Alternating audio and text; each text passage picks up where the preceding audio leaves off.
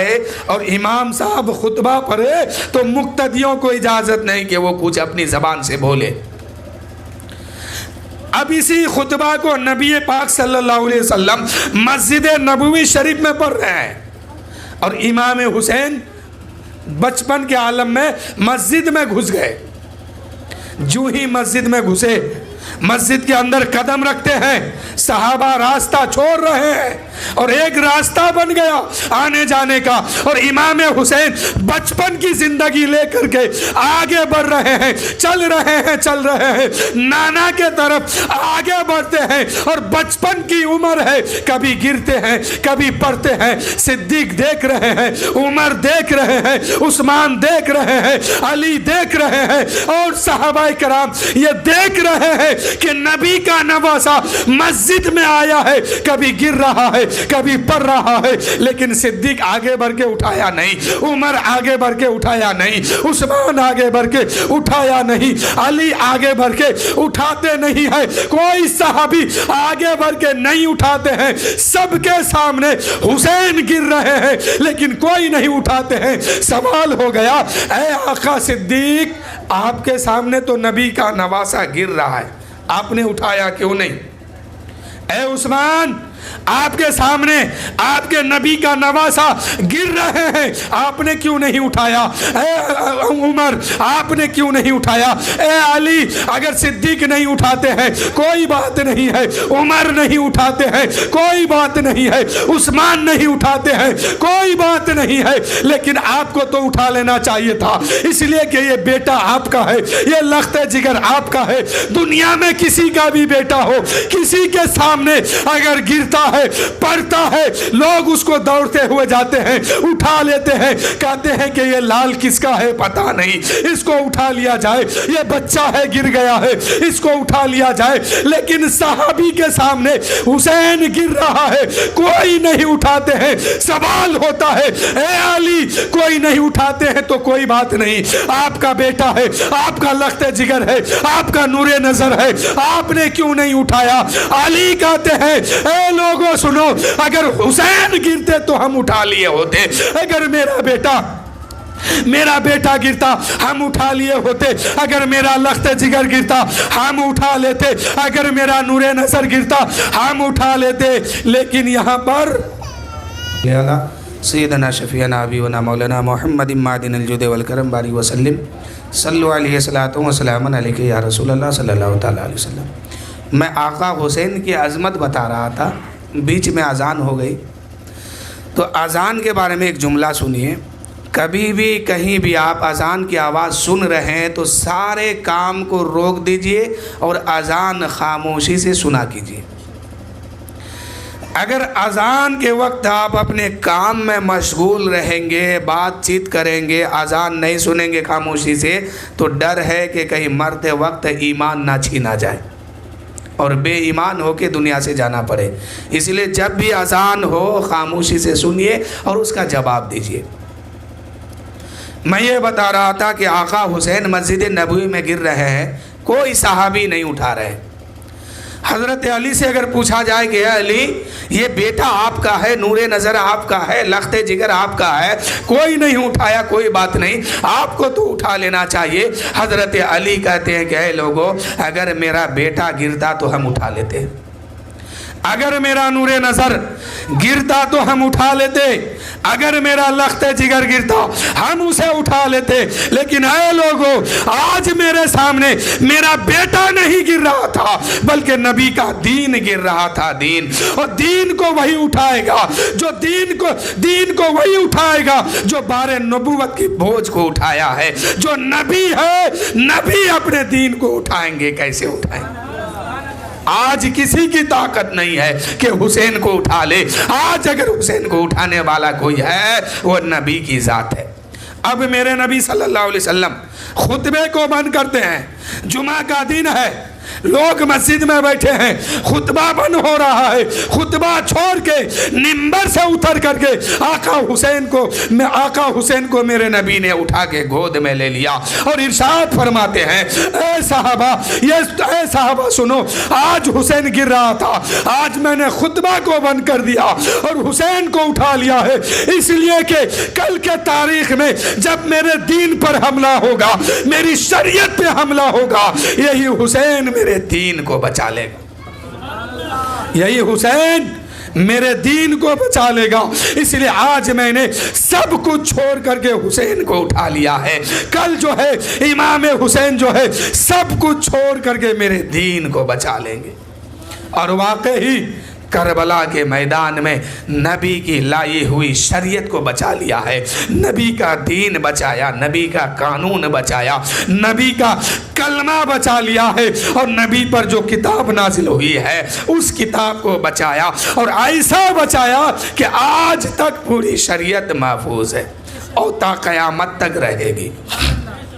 शायर कहते हैं कि आए है पुश्त पर जब सजदे को तूल कर दी, इब्ने अली की अज़मत, इब्ने अली की अज़मत सरकार जानते हैं, इब्ने अली की अज़मत सरकार जानते हैं। अब ज़रा ज़हन मैदान करबला की तरफ कीजिए। अगर करबला का मैदान नहीं होता तो आज ना आप मिलाद सुनने के लायक होते, ना हम कहने के लायक होते। आज जो हम मिलाद पढ़ रहे हैं, आप जो सुनने आए हैं, नबी का जिक्र करते हैं, अल्लाह का जिक्र करते हैं, ये उसी हुसैन का सदका है कि अपनी जान दे करके मस्जिद की मीनार की हिफाजत कर ली है, मदरसों की तकद्दुस बचा लिया है, बुजुर्गों के आस्थाने को बचा लिया है, यूं कहिए कि पूरी शरीयत मोहम्मदी को बचा के हमको दे दिया है। इतने आसानी से ये दीन हम तक नहीं आया, आप तक नहीं पहुंचा है, बड़ी बड़ी कुर्बानी इसमें दिया गया है, तब जाके शरीयत आप तक पहुंची है, दीन आप तक पहुंचा है और आप मुसलमान बने हैं। आसानी से नहीं बने हैं, बहुत कुर्बानी है इसके पीछे। ज़रा ज़हन मैदान करबला की तरफ कीजिए और एक शेर सुन लीजिए कि मैदान करबला में, मैदान करबला में कब होगी कैसे होगी, मैदान करबला में कब होगी कैसे होगी, मैदान करबला में कब होगी कैसे होगी, शब्बीर की शहादत, शब्बीर की शहादत सरकार जानते हैं। करबला का मैदान आने वाला है, इमाम हुसैन दुनिया में तशरीफ़ लाए, 1 घंटा का वक्त अभी गुजरा है, तब तक जो है फरिश्ते आकर के हुसैन के शहादत की खबर देते। कैसे? बात बहुत लंबी हो रही है, बस मुख्तसर अंदाज में सुनिए। जब मेरे नबी का नवासा इमाम हुसैन दुनिया में तशरीफ़ लाए तो अल्लाह ताला ने आसमान पर ऐलान फरमाया कि फरिश्तों सब जाओ, मेरे नबी का नवासा, मेरे हबीब का नवासा आज दुनिया में तशरीफ़ लाया, जाओ उनकी ज़ियारत करो। तमाम फरिश्ते चलने लगे, अर्श वाले फर्श वाले सब चल रहे। अल्लाह ने फरमाया, है फरिश्तों कहाँ जा रहे हो? फरिश्तों ने अर्ज़ की, मौला तेरा हुक्म है कि तेरे हबीब का नवासा दुनिया में तशरीफ़ लाया है, हम उसको उसकी ज़ियारत करने के लिए, उसको देखने के लिए जा रहे हैं। अल्लाह ने फरमाया, है फरिश्तों तुम्हारा एक साथी फला वादी में पड़ा हुआ है, उसको भी साथ ले लो, कम से कम वो भी तो नवासे का दीदार करेगा, अल्लाह के हबीब के नवासे का दीदार करेगा, उसे भी ले लो। وہ پیر کا لنگڑا فرشتہ تھا. کیا تھا؟ پیر کا لنگڑا فرشتہ تھا.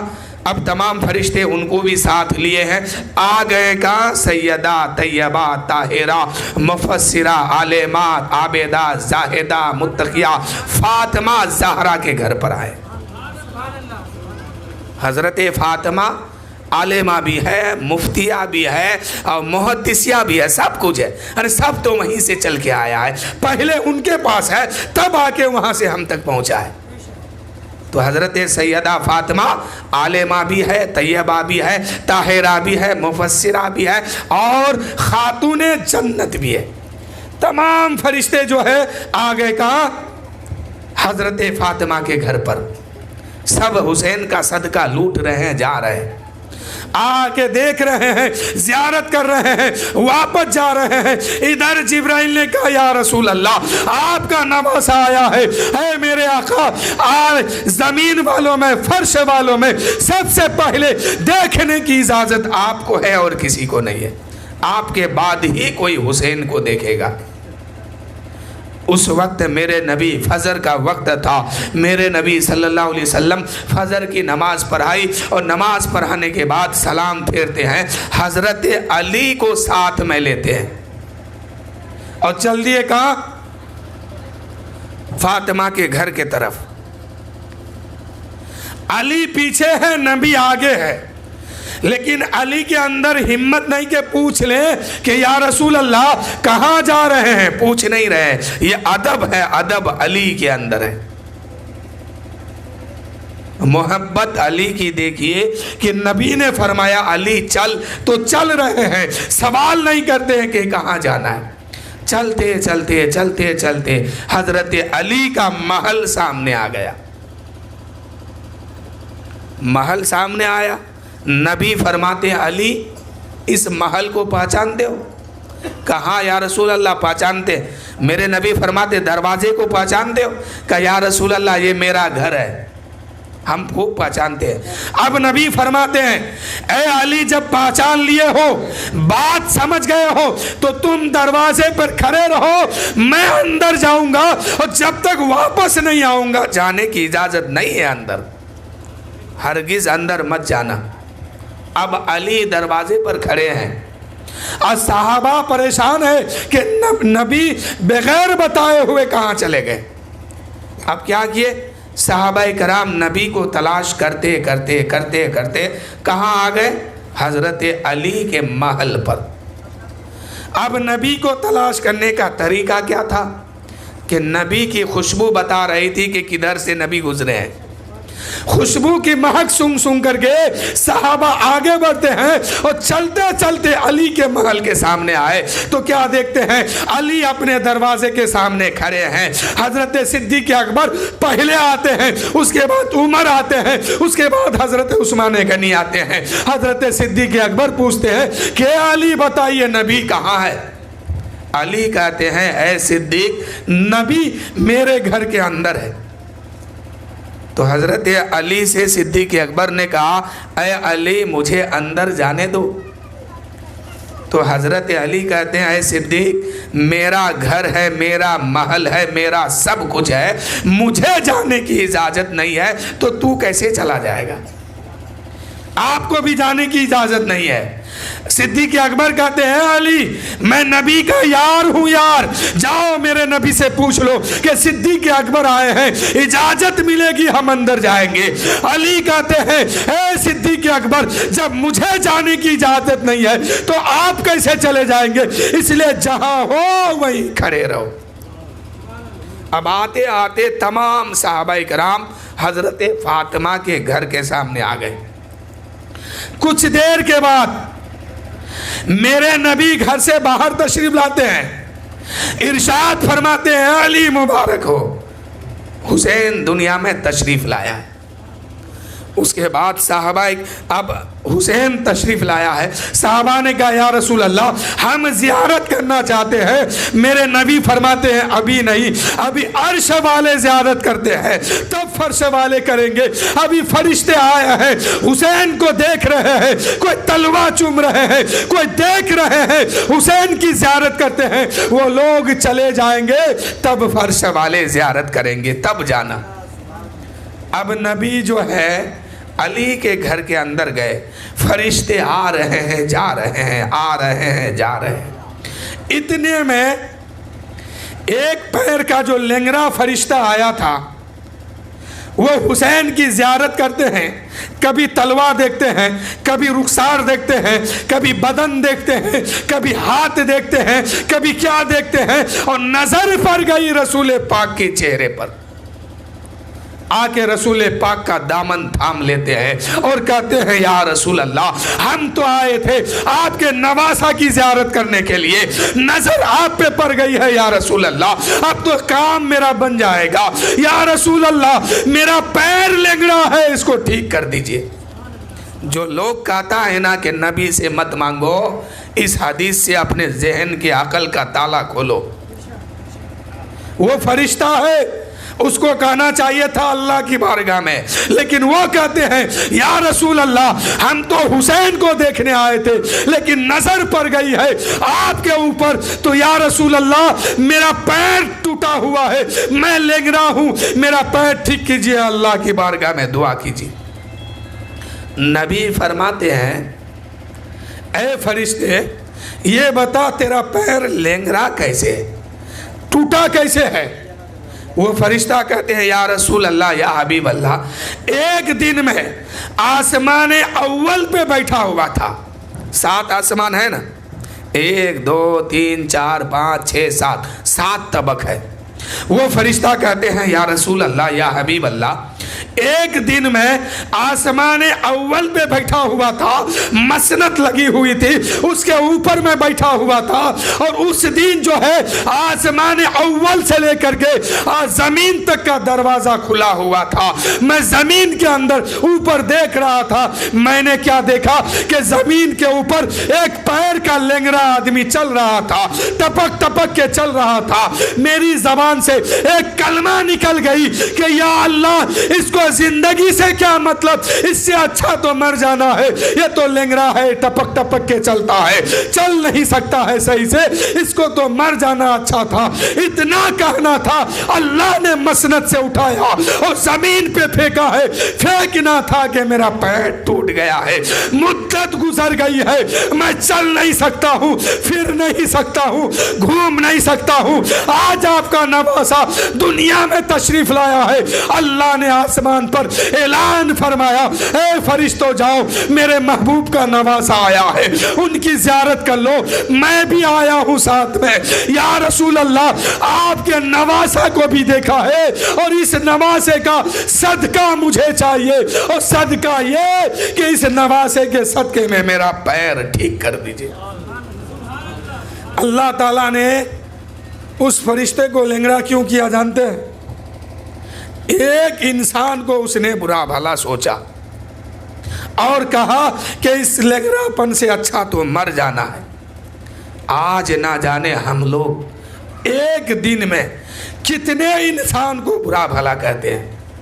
کبھی آپ نے سوچا کہ یہ اللہ کی مخلوق ہے، اس کی ہم حفاظت کریں؟ کبھی نہیں سوچتے ہیں۔ آپ کے پڑوس میں کوئی غریب ہے، اس کے ہاں کسی چیز کی کمی ہے، آپ نے پہنچایا؟ کم سے کم اتنا سوچا ہوتا کہ یہ اللہ کی مخلوق ہے، اس کی ہم حفاظت کریں؟ نہیں سوچا ہے۔ اوپر سے اس کو برا بھلا کہتے ہیں، اس کی غیبت، اس کی چگلی، اس کی برائی کرتے ہیں۔ وہ فرشتہ ہو کر کے آسمان اول پہ بیٹھے ہیں اور ایک برائی کا جملہ زبان سے نکلتا ہے تو اللہ تعالیٰ اس کے پیر کو لنگڑا کر دیتا ہے۔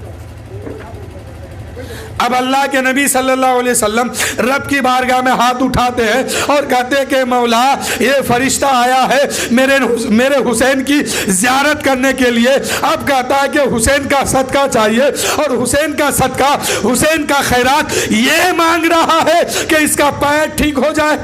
اللہ نے فرمایا اے میرے محبوب آپ اپنا دست مبارک اپنے ہاتھ کو حسین کے ہاتھ پہ رکھیے اور حسین کا ہاتھ اس کے پیر پہ مل دیجئے، آپ اتنا کریں گے اس کا پیر ٹھیک ہو جائے گا۔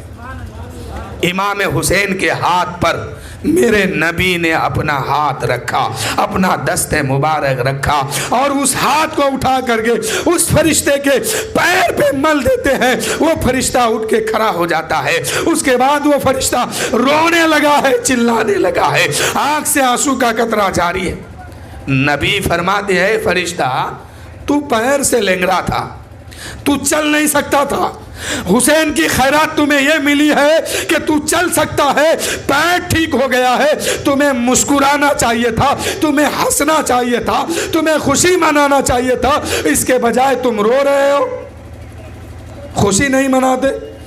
فرشتے نے کہا یا رسول اللہ جس حسین کی ہاتھ میں یہ پاور ہے، 1 گھنٹہ کا یہ حسین ہے اور جس کے اندر یہ طاقت ہے، کسی اپائج کے اگر پیر میں ہاتھ پھیر دے تو اللہ تعالیٰ اس اپائج کو شفا عطا فرما دیتا ہے، اس کا پیر ٹھیک کر دیتا ہے۔ یا رسول اللہ اسی حسین کو کل آپ کی امت جو ہے کربلا کے میدان میں 3 دن کا بھوکا رکھ کر کے، 3 دن کا پیاسا رکھ کر کے بے دردی کے ساتھ شہید کر دے گا۔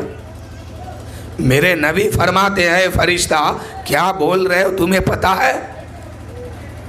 کیا بول رہے ہو، تمہیں پتا ہے؟ اتنے میں جبرائیل آتے ہیں، میرے نبی فرماتے جبرائیل یہ فرشتہ کیا کہہ رہا ہے؟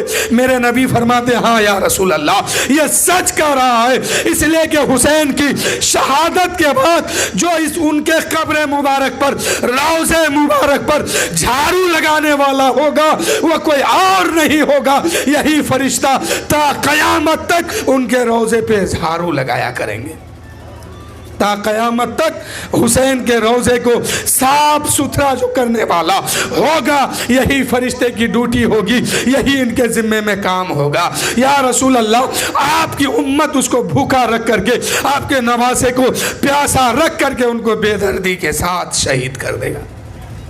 یہ خبر کب ملی؟ پیدا ہونے کے 1 گھنٹہ کے بعد مل گئی، لیکن کسی نے بھی حسین کے لیے یہ دعا نہیں کیا کہ یا اللہ میرے حسین سے اس بلا کو ٹال دے، نہیں کہا، بلکہ میرے نبی نے بھی یہی دعا کیا کہ مولا جب حسین کربلا کے میدان میں ہو اس وقت ان کا پیر میں کوئی لغزش نہ ہو، ہمت جواب نہ دے، مولا میرے حسین کو حوصلہ عطا فرمانا۔ ماں فاطمہ کو بھی خبر مل گئی، باپ علی کو بھی خبر ملی، بھائی حسن کو بھی خبر مل گئی، نانی عائشہ کو بھی خبر مل گئی، اور گھر والے کو بھی خبر ملتی ہے، کوئی دعا نہیں کیا، اور اگر دعا کر دیتے تو یقیناً یہ کربلا کا میدان ٹال دیا جاتا، لیکن دعا یہ نہیں کیے، سب نے یہی دعا کیا کہ اے مولا جس وقت حسین کربلا کے میدان میں ہو اس وقت ان کو ہمت دینا، ان کو حوصلہ دینا، اور ان کے پیر میں لغزش پیدا نہ ہو مولا، اس کو وہ ہمت اور جرت عطا فرمانا مولا۔ تو 1 گھنٹہ کے حسین میں سب کچھ پتا چل گیا، اور طاقت یہ ہے کہ اگر کسی مجبور کے ہاتھ سر پر اگر ہاتھ پھیر دے اللہ اس کو اسی وقت شفا عطا فرماتا ہے۔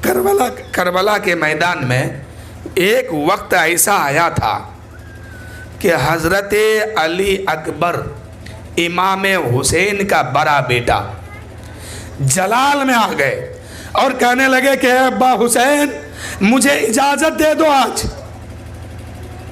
اگر اجازت مل جائے گی تو یہ یزیدی چند بھر مٹھی بھر جو ہے 20,000 22,000 تو کیا اس دنیا سے یزیدیت کا خاتمہ کر دوں گا۔ تو امام حسین نے کیا کہا تھا معلوم ہے کہ بیٹا ہم یہاں صبر دکھانے آئے ہیں، کرامت دکھانے کے لیے یا طاقت دکھانے کے لیے نہیں آئے۔ ایک مور اور بھی آیا تھا، وہ مور کون سا تھا جانتے ہیں؟ حضرت امام حسن کا بیٹا حضرت قاسم میدان میں جب تلوار لے کے اترے نا اور ارزگ نام کا ایک پہلوان تھا جو ہاتھی کے برابر طاقت رکھتا تھا.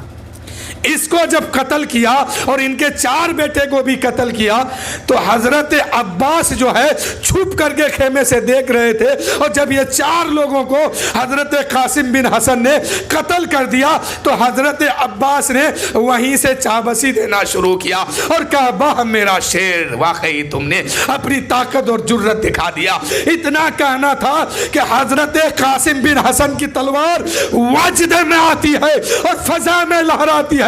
قریب تھا کہ تمام یزیدیوں کو قتل کر کے حسینیت کا جھنڈا یزید کے محل میں لہرا دیتا, لیکن امام حسین نے دیکھا کہ امام علی اکبر کا, امام قاسم کا جو ہے تلوار جو ہے ہوا میں لہرا رہی ہے, فضا میں لہرا رہی ہے. امام حسین نے فرمایا اے بیٹا قاسم, ہم یہاں طاقت دکھانے نہیں آئے ہیں, اس لیے اپنی تلوار کو روک لو.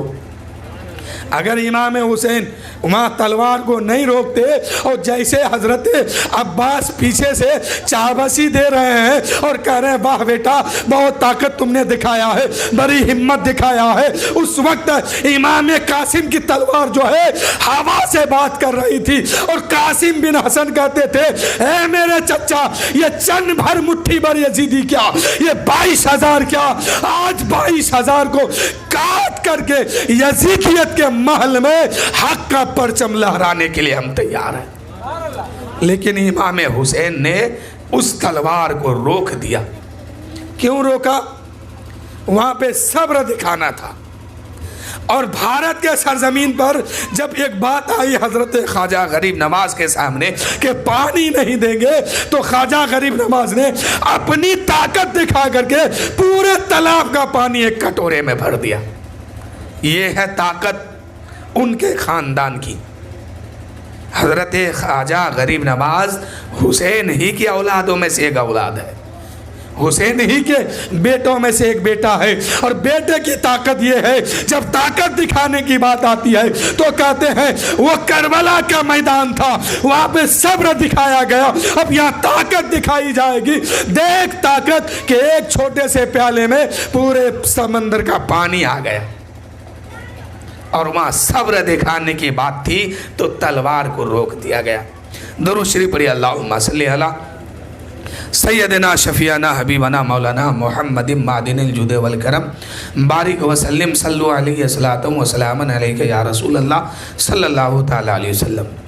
مجھے ایک جگہ ابھی جانا ہے, اسی لیے بس مختصر انداز میں جو واقعہ رہ گیا ہے کہ سب سے آخر میں جو جنت میں جائے گا اس کی پراپرٹی کتنی ہے, بس چند جملوں میں سماعت کیجئے, پھر میں اپنی تقریر کو ختم کر دوں گا.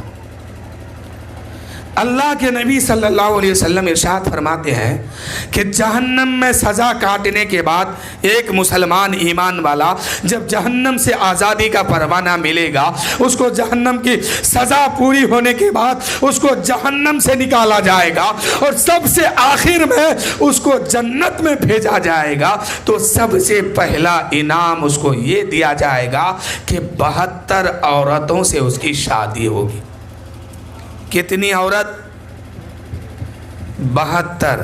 دنیا میں 4 سے زیادہ جائز نہیں ہے, حد سے آگے دنیا میں بڑھنے کی اجازت نہیں ہے. لیکن وہاں جنت میں جو سب سے آخر میں پہنچا ہے, اپنی سزا کاٹنے کے بعد جہنم میں پٹائی کھانے کے بعد لاد جتا گھوسا مکہ سب کھا کر کے پہنچا ہے, کہاں پہنچا؟ آخر میں جنت میں پہنچا. اس کو انعام یہ دیا جاتا ہے کہ 72 عورتوں سے اس کی شادی ہوگی, اس کا نکاح ہوگا, یعنی 70 حوریں جنت کی ہوگی اور 2 عورتیں جنت کی ہے, دنیا کی ہوگی. کتنی شادی ہو رہی ہے, کتنا نکاح, انعام کیا کہ 70 حوریں جنت کی ہوگی اور 2 عورتیں جنت دنیا کی ہوگی. شادی کتنی بیوی ہو گئی؟ 72. اب حور کے بارے میں اگر میں بتانا چاہوں تو بہت وقت لگے گا, بس مختصر 2 جملہ میں سماعت کیجیے. जन्नत की हूरें इतनी खूबसूरत है कि उनके चेहरे की चमक में से एक सुई के नोक के बराबर अगर उसके चेहरे की चमक निकाल करके जन्नत से ज़मीन के ऊपर रखा जाए तो उस सुई के नोक की चमक के बराबर उसके चेहरे की चमक से पूरे दुनिया के लोग झुलस जाएंगे और बेहोश हो जाएंगे। अब इसे अंदाज़ा कीजिए कि हूर कितनी खूबसूरत है, जन्नत की हूरें कितनी खूबसूरत है, इसका अंदाज़ा लगाइए कि उसके चेहरे से एक सुई के नोक के बराबर अगर चमक को उठा के दुनिया में ज़मीन के ऊपर रखा जाए तो उस चमक से दुनिया के लोग झुलस के रह जाएंगे और बेहोश होके गिर जाएंगे। जब एक सुई के नोक के बराबर का आलम यह है तो उसके पूरे चेहरे का आलम क्या होगा। और एक दो नहीं मेरे भाइयों, 70 हूरें उस इंसान को मिलता है जो इंसान आखिर में जन्नत में गया। तो जो पहले जाएगा उसका क्या हाल होगा। तो जन्नत में शादी हुई, 70 बीबी जन्नत की और 2 बीबी दुनिया की, कितनी हो गई। जन्नत में बीबी 72 होगी एक मर्द के साथ। और प्रॉपर्टी कितनी होगी पता है, जहां तक उसकी नजर पहुंचेगी वहां तक की मिल्कियत उस इंसान के नाम पर लिख दिया जाएगा। मिसाल के तौर पर अगर आपकी नजर यहां से लेकर के बिरमपुर तक पहुंचती है और बाएं दाएं इतने पर पहुंचती है तो इतनी दूर की ज़मीन जो है आपके नाम पे लिख दिया जाएगा और उसकी मालिक आपको बना दिया जाएगा। तो मेरे दोस्तों समझ गए जन्नत में जाने से क्या फ़ायदा है। आखिर में जाने वाले का ये हाल है। अगर अमल ठीक ठाक रखेंगे, अमल को सुधार के रखेंगे, अमल नेकी के तरफ लेके जाएंगे और पहले जाएंगे तो क्या हाल होगा वहाँ। ये मत समझिए कि हम दुनिया में हैं, दुनिया में रहेंगे, इसके बाद हम ख़त्म हो जाएंगे। नहीं मेरे भाइयों, ये तो दुनिया ही है कि आपको चंद दिन रहना है। आप मुसाफिर है, शायर कहते हैं चल रहे मुसाफिर देश पिया के, ये दुनिया मुसाफिर खाना है। चल रहे मुसाफिर देश पिया के, ये दुनिया मुसाफिर खाना है। आज आपकी बारी, कल किसी और की बारी है। आप जो ज़िंदगी मिलेगी वहाँ तो वहाँ आपको ख़त्म नहीं होना है। आपको क्या कोई चाहेगा भी तो खुदकुशी नहीं कर सकता है, क्योंकि मौत अब है ये नहीं उसके लिए। मौत जो है इंसान के लिए पास जीते जी सिर्फ एक बार आती है, फिर दोबारा नहीं आएगी। आप मरने के बाद फिर चाहेंगे कि खुदकुशी कर ले, हम अजाब से बच जाएंगे, तो आप खुदकुशी भी नहीं कर सकते हैं, फांसी भी नहीं लगा सकते हैं, जहर भी नहीं खा सकते हैं, गला भी नहीं दबोच सकते हैं, इसलिए कि मौत होगी ही नहीं। तो वो जो ज़िंदगी मिलेगी ना तो हमेशा हमेशा के लिए मिलेगी और सबको मिलेगी। तो वहाँ की ज़िल्लत से, वहाँ के ख़तरनाक माहौल से, वहाँ के अजाब से अगर बचना चाहते हैं तो इसी दुनिया में रह के काम कीजिए। एक मिसाल दे करके मैं अपनी गुफ्तगू ख़त्म कर रहा हूँ। अल्लाह ने आप लोगों पर करम फरमाया है, तो मुझे बताइए कि आप लोग शादीशुदा अगर हैं तो आपके पास औलाद होगी, चाहे बेटा हो या बेटी हो। है मिसाल के तौर पर अगर आपका बेटा 5 साल का है और रात के 12 बजे उसके पेट में दर्द हो जाए तो आप मुझे बताइए क्या उसको घर में लेके बैठे रहेंगे, क्या करेंगे। जितना जल्द हो सके उसको हॉस्पिटल लेके जाएंगे, डॉक्टर से दिखाएंगे और यही कहेंगे कि देख जल्दी मेरे बेटे के पेट में क्या हुआ, इस दर्द से इसको छुटकारा दे जल्दी। आप रात नहीं देखेंगे, दिन भी नहीं देखेंगे, ना बरसात देखेंगे, ना गर्मी ना सर्दी, कुछ नहीं देखेंगे। उसी वक्त उस बेटे को लेके डॉक्टर के यहाँ पहुँचेंगे और कहेंगे डॉक्टर साहब जितना जल्द हो सके मेरे बेटे को दवाई दीजिए और शिफा और ठीक कीजिए। कहेंगे ना। कल मैदान माशर में अगर आपके बेटे का अमल ठीक नहीं हुआ तो कल मैदान माशर में آپ کے سامنے سے آپ کے بیٹے کے ہاتھ میں ہتکڑی لگے گی اور اس وقت فرشتہ کہیں گے چل جہنم میں، اور آپ کے سامنے سے لے کے جائیں گے، آپ وہاں کچھ نہیں کر پائیں گے۔ بتاؤ دل پہ کیا گزرے گا، کیا گزرے گا؟ ذرا سی درد ہوا پیٹ میں تو آپ برداشت نہیں کر پا رہے ہیں، وہاں تو پورے جسم کو جلانے کے لیے لے کے جا رہے ہیں۔ آپ کے سامنے سے آپ کی بیٹی، آپ کے سامنے سے آپ کی ماں، آپ کی بہن، آپ کے بھائی کو سامنے سے لے کے فرشتہ جائیں گے، اور آپ کو یہ پتا ہوگا کہ ان لوگوں کو جو ہے فرشتہ جہنم میں لے جا کے ڈالنے والے ہیں، ہمیشہ چلنا ہے اس کو، آپ وہاں کچھ نہیں کر سکتے ہیں، زبان بھی آپ کی نہیں کھلے گی۔ اس لیے میرے دوستو وہاں پہ آپ تڑپ کے رہ جائیں گے۔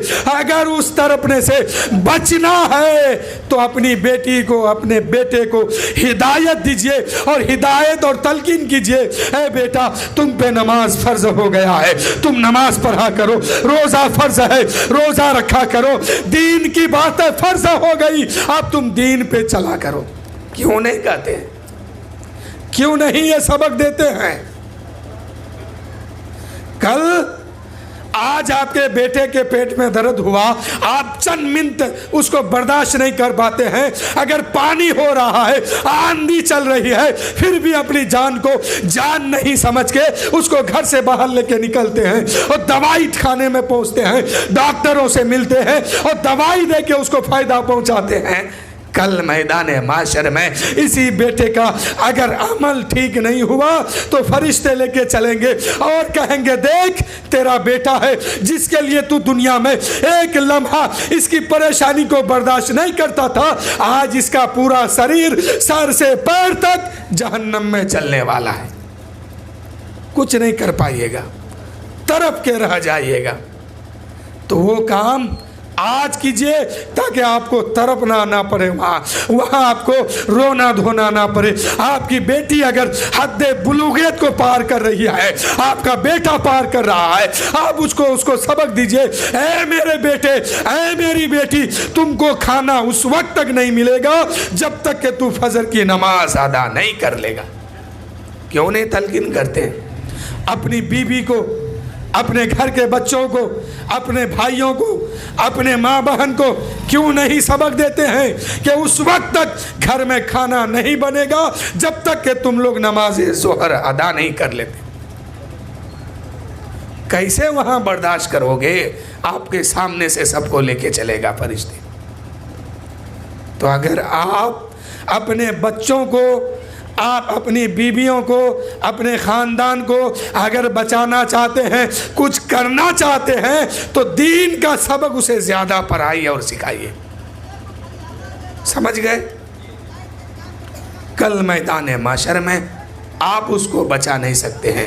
اگر بچانا ہے تو دنیا میں رہ کر کے بچائیے، اگر یہاں آپ کامیاب ہو گئے تو وہاں بھی آپ کامیاب ہے۔ یہ آخرت کی کھیتی ہے، جیسا کر کے جائیں گے ویسا ہی پائیں گے۔ ایک کہاوت ہے نا کہ جیسا کرنی ویسا پھل، ہے نا؟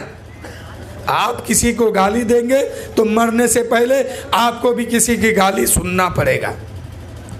آپ کسی کی عزت کو اچھالیں گے، مرنے سے پہلے آپ کی عزت اچھالا جائے گا، اور پھر مرنے کے بعد اس کا حساب دینا ہوگا۔ تو برائی جو ہے آپ کرنے سے باز آئیے، نیکی کے طرف قدم بڑھائیے۔ اور اتوار کے دن جو سامنے ہے، کل سنیچر ہے، پرسوں اتوار ہے، سنگٹا مسجد ہے نا، وہاں پہ ڈھلائی کا، چھت کا ڈھلائی ہے۔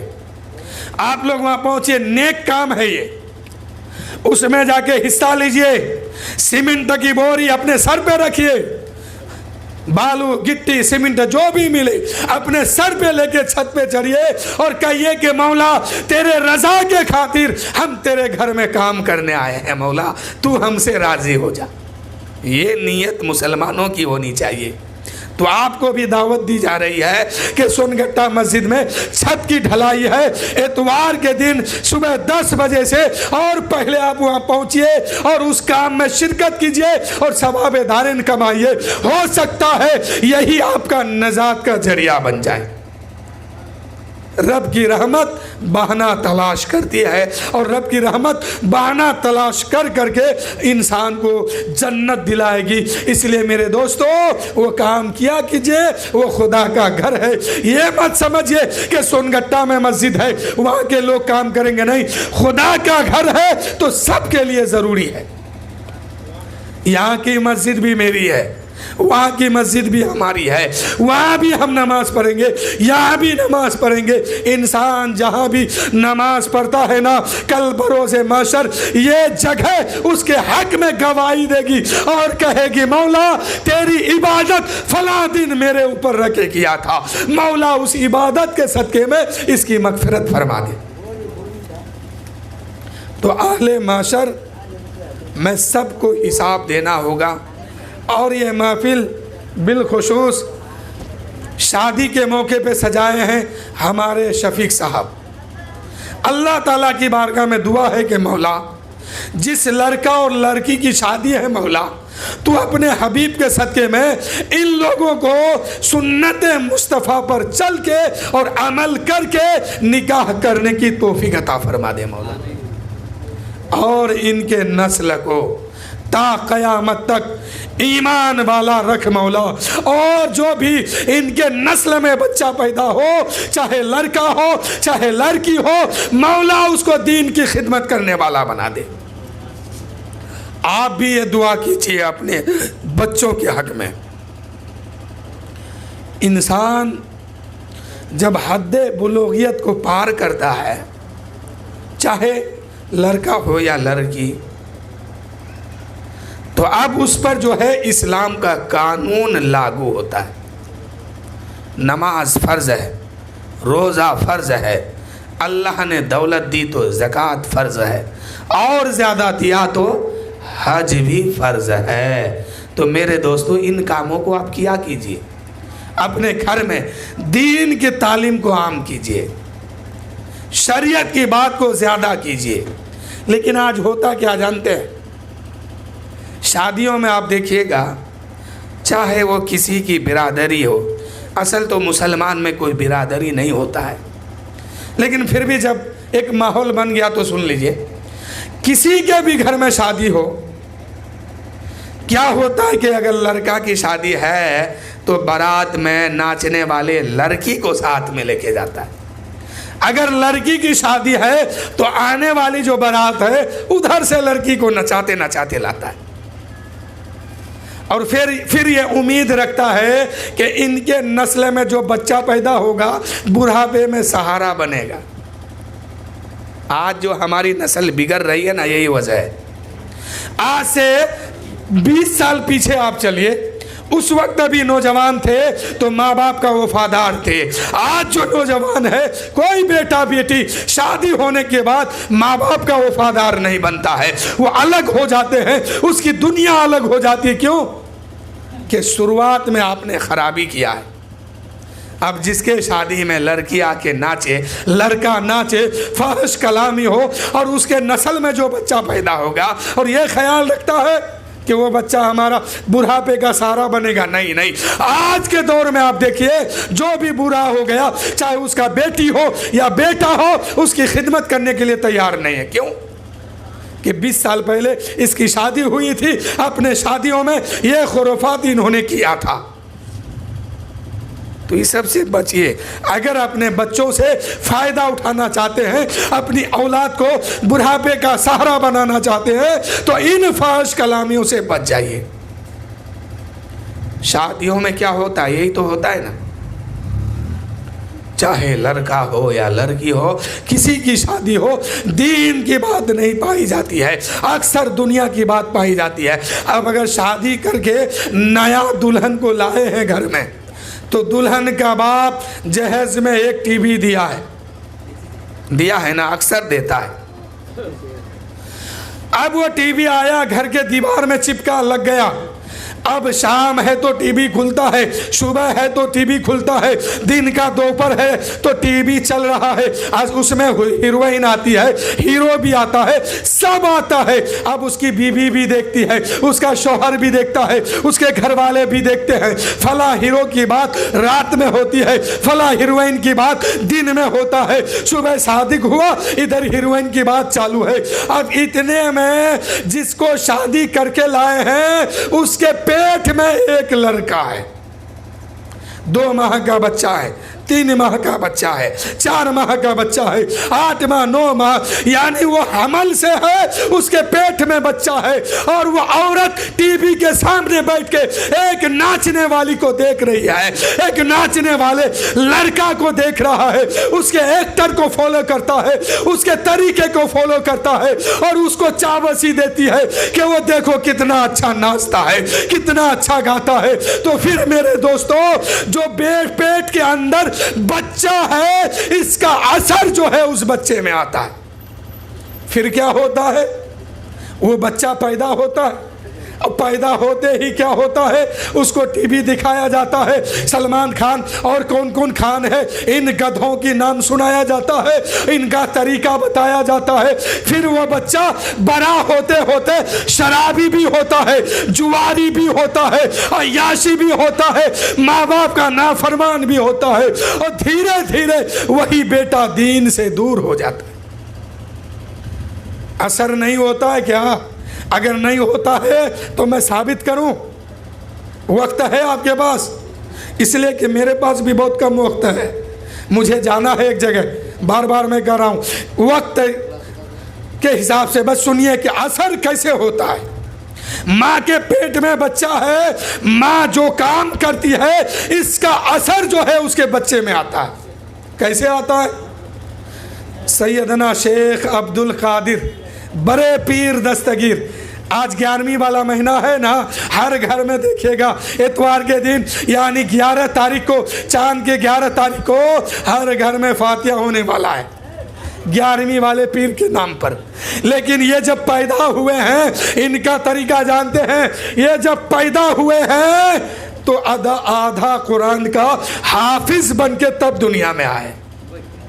کیسے؟